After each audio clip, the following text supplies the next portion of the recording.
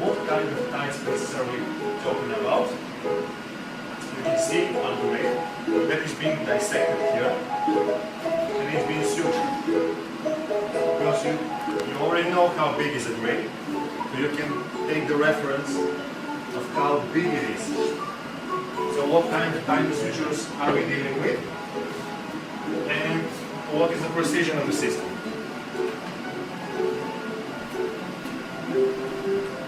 Let's see that one as well.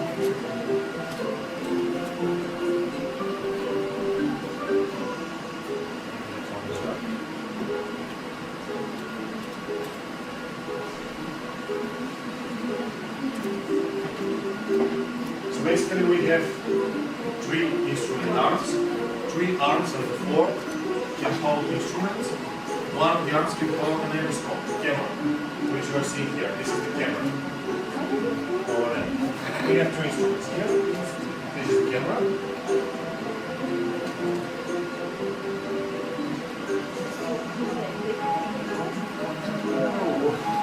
As a reference, the tiniest instrument that you are holding is 0.5 of a centimeter, so 5 millimeters.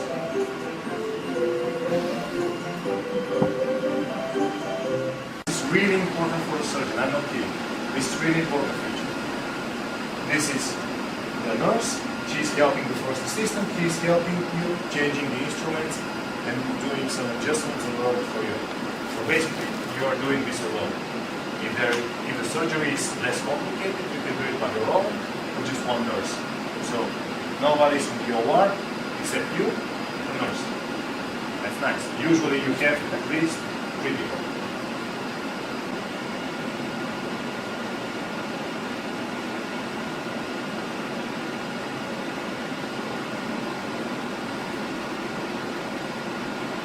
This is how you adjust the patient clearance so you don't hurt the patient through the procedure.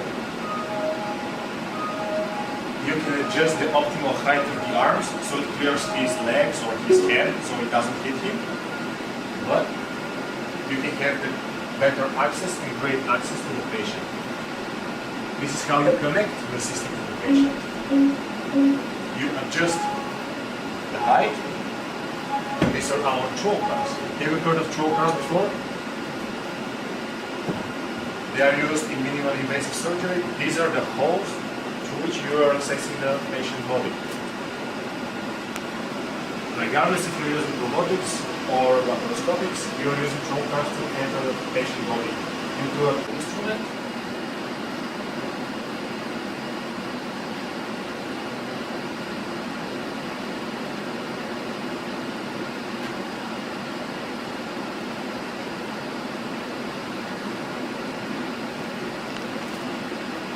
Insert the instruments under direct visualization with the endoscope into the patient, so they're safely stored inside.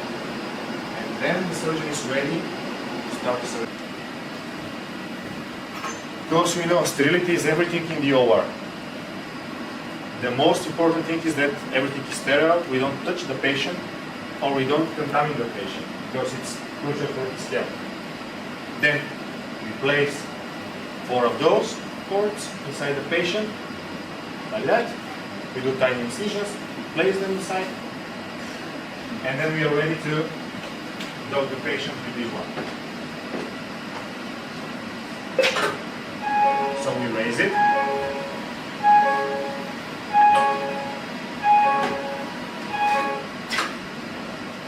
We select what kind of procedure are we going to do. This one is just to show you around.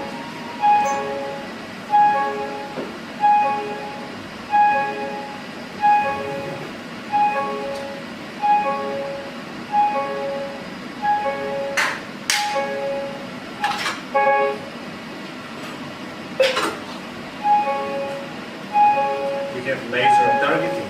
Lasers are everywhere, so we can see where are we going.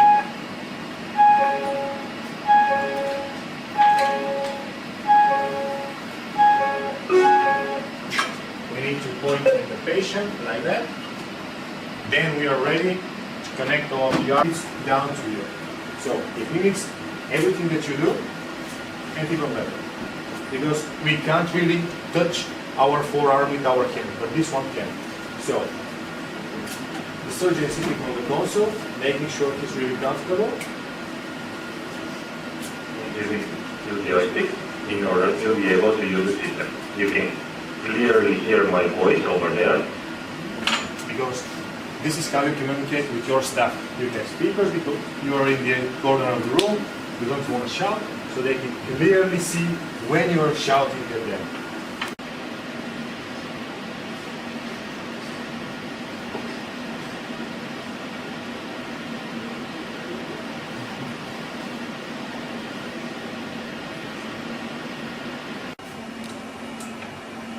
Then you press the camera pedal.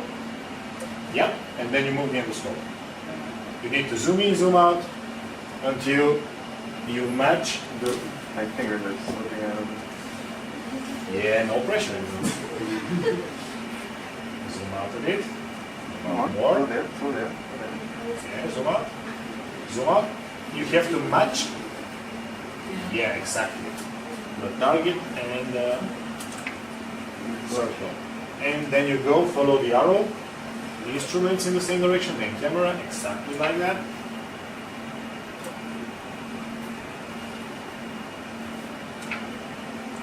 And then you punch. This here, yeah. Nice. You have a couple of targets, you hit them, and then you can see your score.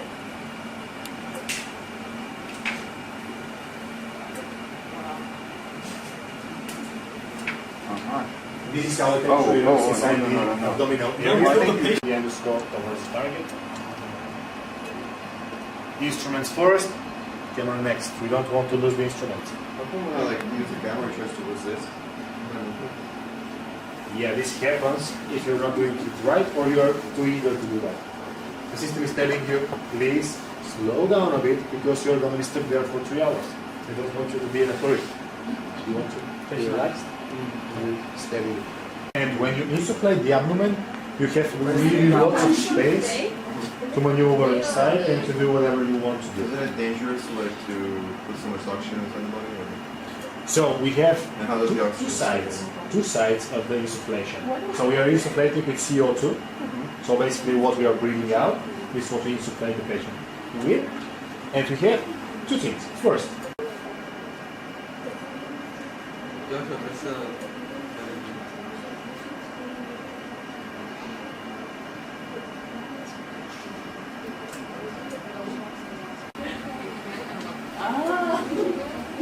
I can see.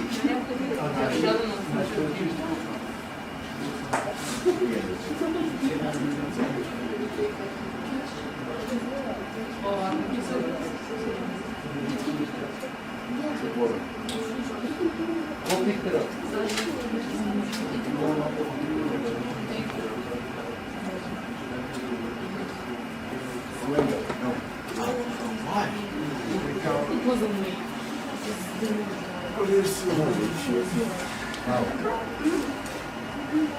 are you okay?